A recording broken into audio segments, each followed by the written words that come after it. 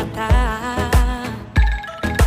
Raih mimpimu juga cita-cita, generasi emas Indonesia. Profil pelajar Pancasila tanamkan di dalam dada. Profil pelajar Pancasila, cerdas berkarakter itu kita.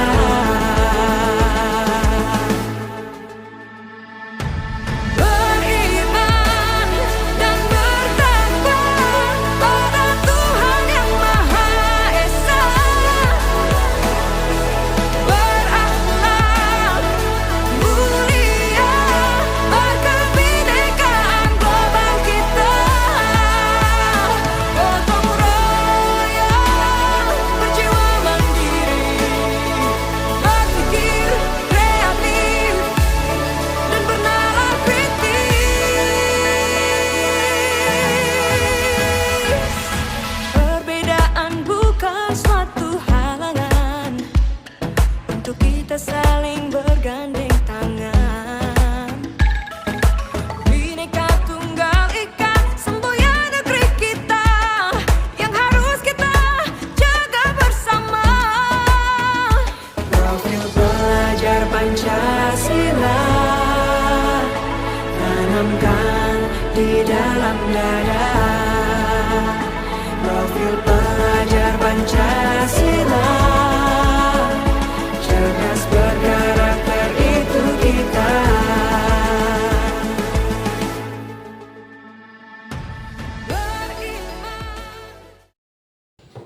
Bismillahirrahmanirrahim. Assalamualaikum warahmatullahi wabarakatuh. Waalaikumsalam warahmatullahi wabarakatuh. Selamat pagi ibu-ibu semua. Pagi, Ibu. Apa kabarnya hari ini? Sehat. Luar biasa. Tetap semangat ya. Jadi ibu-ibu, hari ini saya akan menyebarkan pemahaman positif tentang budaya positif. Ini merupakan tugas dari guru penggerak.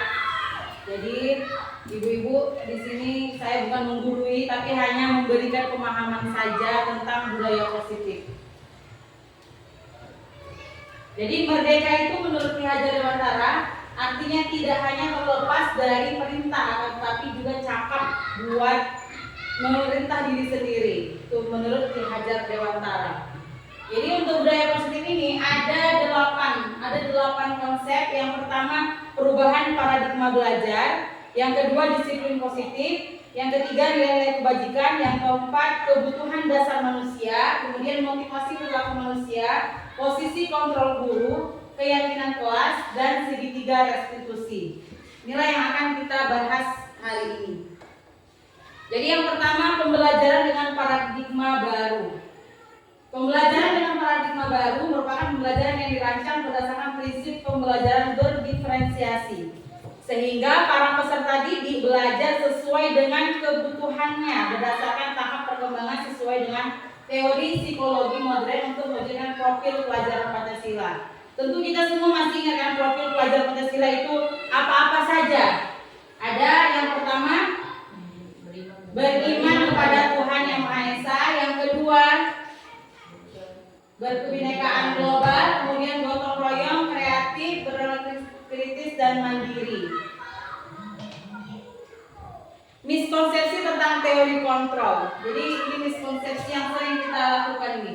Guru mengontrol murid. Kemudian bahwa semua penguatan positif efektif dan bermanfaat. Ilusi bahwa kritik dan membuat rasa bersalah mampu menguatkan karakter. Kemudian ilusi bahwa orang dewasa berhak memaksa. Disiplin positif. Jadi kita awali untuk budaya positif ini disiplin positif. Yang pertama, disiplin positif itu berasal dari kata disiplina yang berarti belajar. Disiplin mengacu pada disiplin diri yang memiliki tanggung jawab terhadap apa yang dilakukan berdasarkan nilai-nilai yang diyakini. Disiplin positif merupakan salah satu cara penerapan disiplin yang bertujuan untuk menumbuhkan kesadaran serta memberdayakan peserta didik tanpa imbalan penghargaan, ancaman, atau hukuman. Jadi sebagai pendidik, Tujuan kita adalah menciptakan peserta didik yang memiliki disiplin diri sehingga mereka berperilaku mengacu kepada nilai-nilai kebajikan universal dan memiliki motivasi intrinsik dalam perubahan perilaku ke arah yang lebih baik. Ini nilai-nilai kebajikan, nilai-nilai yang disepakati bersama lepas dari suku bangsa, agama, dan bahasa maupun latar belakangnya. Contoh, nilai kebajikan institusi ini mulai dari Pokok Pancasila, Ibu Primary, keterampilan hidup. Jadi Bapak Ibu, kebutuhan dasar manusia itu, jadi setiap manusia itu ada kebutuhan dasarnya. Kebutuhan dasar manusia adalah segala sesuatu yang kita lakukan untuk mendapatkan apa yang kita inginkan. Seluruh tindakan yang kita lakukan memiliki tujuan tertentu dan semua usaha terbaik yang kita lakukan adalah dalam rangka agar kebutuhan dasar kita terpenuhi. Jadi semua yang kita lakukan ini sebenarnya kayak mana cara supaya kita memenuhi kebutuhan kita. Jadi kebutuhan dasar manusia itu ada yang pertama bertahan hidup, mulai dari makanan, pakaian, tempat tinggal, keamanan, serta kesehatan. Ada kasih sayang, penguasaan, kebebasan, dan kesenangan. Jadi kalau kita lihat anak-anak didik kita, ada anak-anak yang dia cari perhatian aja. Ternyata ada kebutuhan dasarnya yang dia tidak terpenuhi. Misalnya saja kita semua tahu rohani itu seperti apa kan Bapak Ibu. Nah, kira-kira kebutuhan dasar apa yang dia nggak terpenuhi sehingga dia selalu mencari perhatian kita? Kira-kira kebutuhan dasar apa? Kasih sayang dan Iya. rasa diterima. Dia selalu mencari perhatian. Mana supaya Bu Eli ini mau memperhatikan dia? Nah, itu dia berarti tidak terpenuhi kebutuhan kasih sayang dan rasa diterimanya. Ya kan? Ada juga yang dia nggak mau diatur, maunya dia suka-suka hatinya. Misalnya, ayo kita belajar bahasa Inggris, dia maunya PJOK. Itu berarti ada kebutuhan dasar yang tidak terpenuhi, yaitu kebebasan. Jadi kita tidak bisa menyalahkan, oh murid ini gini, padahal kita nggak tahu dia sebenarnya ada kebutuhan dasarnya yang tidak terpenuhi, makanya dia seperti itu. Jadi kalau akbar itu apa kalau itu? Nah kalau akbar itu biasa, kalau kita lihat akbar itu kan dia mau bebas ya kan, mau bebas, mau senang, terus dia kayaknya complicated. Ada yang kasih sayang, mungkin nggak diterima dari orang tuanya, kemudian dia mau bebas juga, mau senang, itulah. Makanya itulah yang mau itulah yang mau dipenuhin. Jadi sebelum kita menjudge anak-anak ini bandel ini, sebenarnya dia bukan bandel, tapi ada kebutuhan dasarnya yang belum terpenuhi. Oke, motivasi perilaku manusia. Jadi manusia itu berperilaku itu ada motivasinya. Yang pertama untuk menghindari atau ketidaknyamanan atau hukuman. Dia untuk menghindari, misalnya nggak menjalankan PR, oh iyalah supaya nggak dihukum, seperti itu kan ada motivasi perilaku manusia. Yang kedua, ada yang untuk mendapatkan imbalan atau penghargaan dari orang lain. Kemudian untuk motivasi intrinsiknya untuk menjadi orang yang mereka inginkan dan menghargai diri sendiri dengan nilai-nilai yang mereka percaya. Itu motivasi perilaku manusia. Nah, ini kita sering miskonsepsi tentang hukuman, konsekuensi, dan restitusi. Tentu kita sering, misalnya anak tidak siap PR, kita suruh dia lari di lapangan, itu hukuman, konsekuensi, atau restitusi. Kita pelajari kembali, hukuman itu dia tidak terencana, tiba-tiba. Kemudian dia murid tidak tahu apa-apa, apa yang mereka kerjakan, dan tidak dilibatkan bersifat satu arah berupa hukuman fisik atau psikis. Jadi hukuman ini masih sering kita lakukan, nggak sesuai ya kan Bu, Bapak Ibu. Kemudian konsekuensi, kalau konsekuensi itu terencana, disepakati sesuai peraturan, murid tetap dibuat tidak nyaman, sikap guru selalu memonitor murid. Sedangkan restitusi ini prosesnya menciptakan kondisi bagi murid untuk memperbaiki kesalahannya. Proses kolaboratif yang mengajarkan murid untuk mencari solusi sendiri. Jadi inilah yang mau kita buat, kayak mana supaya kita itu bisa menerapkan restitusi. Karena hukuman itu yang sering kita lakukan. Misalnya anak-anak nggak pakai sepatu, kita suruh bawa bendera, itu sebenarnya hukuman. Jadi anak-anak itu, hukuman ini akan membuat anak-anak trauma dan dia nggak bisa belajar dari kesalahannya. Konsekuensi dia disepakati memang, misalnya kita buat kesepakatan kelas, anak-anak yang tidak piket maka dia harus piket disepakati, tapi tetap membuat murid tidak nyaman. Sedangkan restitusi inilah yang mau kita terapkan. Bagaimana caranya anak-anak itu bisa memperbaiki kesalahannya. Kita lanjut. Nanti restitusi selanjutnya nanti ada untuk bagaimana caranya supaya kita bisa menerapkannya. Sekarang kita lanjut 5 posisi kontrol guru. Nah, jadi guru ini ada yang dia penghukum, ada yang membuat rasa bersalah, ada yang menjadi teman, ada pemantau, ada manajer. Ini ada 5. Kira-kira kita di posisi mana? Ya. Contoh ya. Contoh penerapan 5 posisi kontrol guru. Ini kasus siswa tidak memakai atribut lengkap saat upacara bendera. Kalau penghukum dia gini, hormat bendera apa? Hormat bendera ya selama 1 jam. Itu guru yang penghukum. Kalau guru yang merasa bersalah gini, dia ngomongnya lembut tapi menusuk ke jantung.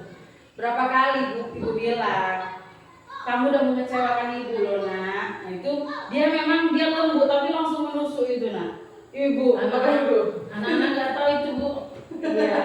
Tapi dia akan membekas, dia akan ingat terus. Ada juga teman, ayo dong ikuti aturan sekolah atau tolong bantu ibu ya sekali ini. Ya udah tidak apa-apa kalau teman ya kan. Lain kali jangan gitu ya nak. Nah, itu teman. Ada yang memantau. Kamu sudah melanggar peraturan sekolah, kamu tahu konsekuensinya. Setelah upacara kamu beli atributnya ke koperasi dan jangan diulangi lagi. Itu pemantau. Sedangkan manajer, apakah kamu tahu kesalahanmu? Kira-kira bagaimana kamu memperbaiki kesalahanmu? Jadi kira-kira Bapak Ibu, penerapan posisi kontrol yang mana yang enak dilihat, enak diterapkan, yang harusnya ya kan? Yang harusnya kita lakukan itu yaitu manajer. Untuk mencapai itu memang tidak mudah. Inilah kita belajar. Nah ini kira-kira posisi kontrol apakah aku? Saya kecewa sekali dengan kamu. Kira-kira apa ini Bapak Ibu? Temankah atau merasa bersalah? Membuat merasa bersalah. Ini tadi ya, saya kecewa sekali dengan kamu. Kemudian apa rencanamu untuk menyelesaikan masalah ini? Ini kira-kira posisi kontrol apa? Manajer. Jadi anak itu bukan hanya kita salahkan, tapi dia harus bisa memperbaiki kesalahannya. Ayo lakukan demi Bapak Ibu ya. Ini teman. Kamu tidak pernah mendapatkan nilai jika tidak mengerjakan tugas. Kamu tidak pernah mendapat nilai jika tidak pernah mengerjakan tugas. Posisi kontrol yang mana ini yang cocok? Pemantau, yang memantau. Jadi untuk bisa mencapai disiplin positif itu kita harus membuat keyakinan kuat. Kenapa keyakinan kok enggak peraturan saja? Seperti itu ya kan? Kenapa tidak peraturan saja? Mengapa harus keyakinan? Mengapa kita memiliki peraturan harus menggunakan helm bila mengendarai kendaraan roda 2? Kira-kira kenapa ya Bapak Ibu kita ada peraturan menggunakan helm bila mengendarai kendaraan roda 2? Kenapa kita seperti itu? Iya, kita pasti untuk keselamatan kita ya kan. Dan juga ingin mengapa kita memiliki peraturan 3M, menggunakan masker, mencuci tangan, dan menjaga jarak 1,5 meter, itu juga untuk kesehatan kita. Itu mendukung motivasi intrinsik, ya kan, supaya kita melakukan itu untuk keselamatan kita, untuk kebutuhan kita. Itu ya. Jadi pembentukan keyakinan kelas ini bisa kita terapkan di dalam kelas. Jadi anak-anak itu misalnya supaya anak-anak kita itu bisa lebih tertib, kita buat keyakinan kelas. Keyakinan kelas itu bisa dibuat misalnya di awal semester. Kita buatlah apa salah satunya keyakinan kelas itu dia ciri-cirinya bersifat abstrak, berupa pernyataan universal, dibuat dalam pernyataan positif, sedikit saja agar mudah diingat, sesuai dengan kondisi kelas dan sekolah sehingga mudah diterapkan. Semua warga sekolah atau warga kelas dilibatkan saat membuat keyakinan kelas.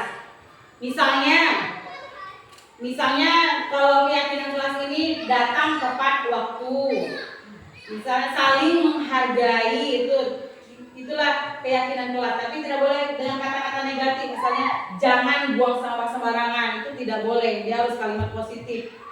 Berarti kita harus menjaga kebersihan kelas seperti itu ya Bapak Ibu. Ini selanjutnya segitiga restitusi. Tadi kan kita udah belajar restitusi tadi untuk memperbaiki kesalahan. Jadi anak-anak tadi untuk memperbaiki kesalahannya kita menggunakan namanya segitiga restitusi. Jadi segitiga restitusi ini suatu proses dialog yang dijalankan oleh guru agar dapat menghasilkan murid yang mandiri dan bertanggung jawab. Biar dia sadar kesalahan dia dan cara memperbaikinya. Ada 3 tahap. Yang pertama menstabilkan identitas, yang kedua validasi tindakan yang salah, yang ketiga itu menanyakan keyakinan kelas.